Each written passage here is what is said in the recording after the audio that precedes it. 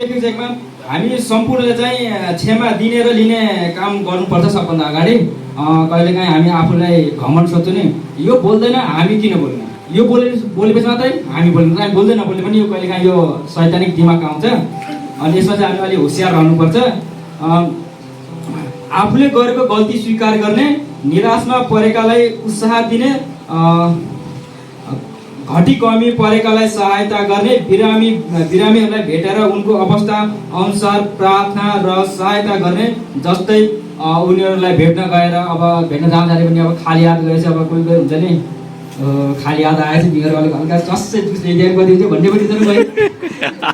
उनीहरूले अब अवस्था बुझेर उनीहरूलाई दबाई फलफुल, अब उनीहरूको अब आर्थिक अवस्था अलिक कम छ भने चाहिँ हल्का अब मद्दत गरेर कसरी हुन्छ। अब पैसा छ भने पैसा, अब घरमा केही जिन्सी छ भने अब जिन्सीमा के दिनुहुन्छ आफ्नो इच्छा, त्यो अनुसारले पनि मद्दत गर्न सकिन्छ उत्साह दिएर वचनद्वारा।